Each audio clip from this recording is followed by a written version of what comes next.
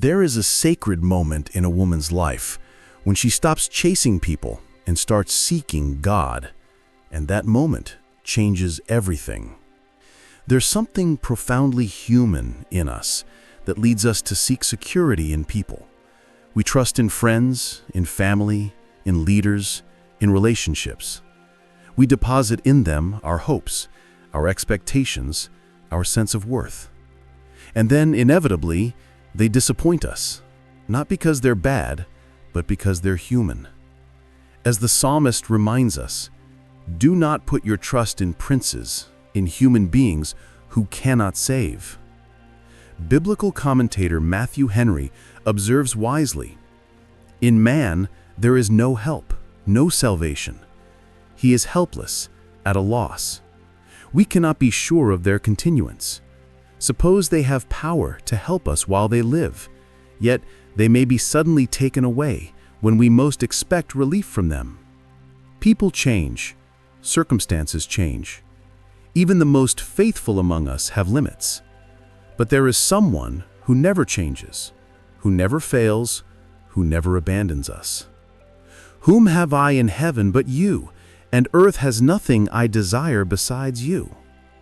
These words from Psalm 73 are not words of resignation, but of revelation. The psalmist isn't saying, well, since people disappointed me, I'll settle for God. No, he's declaring a truth that sets the soul on fire. God alone is sufficient. He alone satisfies. He alone is enough. Matthew Henry captures the beauty of this when he writes, gracious desires, when God is ours, must not only be offered to God, but must all terminate in Him, desiring nothing more than God, but still more and more of Him. Have you ever felt that emptiness, that space no human relationship can completely fill? It's not their fault. They were never designed for that. Only God can occupy the throne of your heart.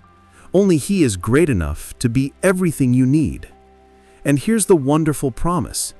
You will seek me and find me when you seek me with all your heart. God doesn't hide from those who seek Him sincerely. He's not a distant God, indifferent to your cries. On the contrary, as the prophet assures us, I will be found by you, declares the Lord. What a promise!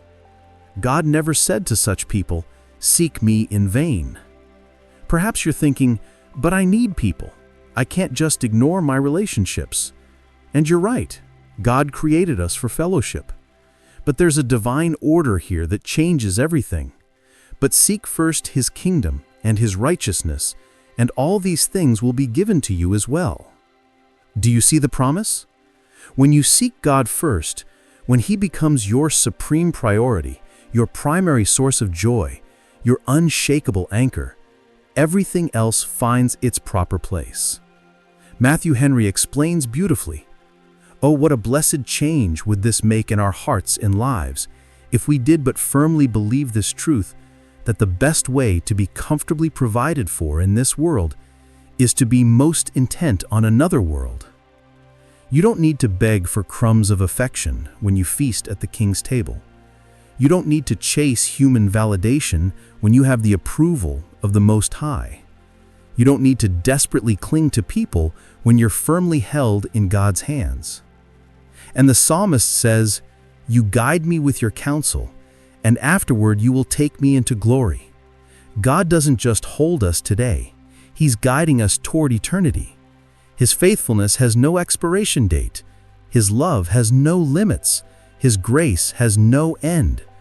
When you seek God with all your heart, something profound happens. You stop settling for cheap substitutes. You stop accepting less than what God planned for you. You stop chasing what runs away and start resting in what remains. And in Psalm 27, David declares, my heart says of you, seek His face. Your face, Lord, I will seek. Matthew Henry captures the essence of this. The call was general, seek my face. But like David, we must apply it to ourselves. I will seek it. The word does us no good when we transfer it to others and do not take the exhortation to ourselves. This isn't theory. It's a personal invitation. God is calling you, yes, you, to seek Him. And when you respond to that call, when your heart echoes back, "Your face, Lord, I will seek," everything changes. As Jeremiah proclaims, "Cursed is the one who trusts in man, who draws strength from mere flesh. But blessed is the one who trusts in the Lord, whose confidence is in Him." The difference between curse and blessing is here, in whom you trust. Matthew Henry contrasts clearly. They will be like a tree planted by the water that sends out its roots by the stream. It does not fear when heat comes. It has no worries in a year of drought and never fails to bear fruit. When God is your source, you don't dry up. When He is your hope, you don't collapse. When He is your portion, you don't become empty. So let me ask you, how long have you been chasing the wind? How long have you been pursuing what cannot satisfy you? How long have you been seeking in people what only God can give you? Today can be the day when all of that changes. Today can be the day when you stop running and start resting. Today can be the day when you lift your eyes from human disappointments and fix them on the faithful God. Psalm 73 says, "My flesh and my heart may fail, but God is the strength of my heart and my portion forever." Did you hear that? Forever, not for a season, not until something better comes along, forever.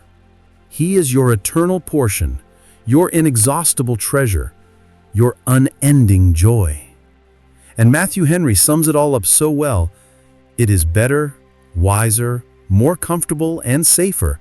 There is more reason for it, and it will have a better outcome to trust in the Lord than to put confidence in man, yes, even in princes.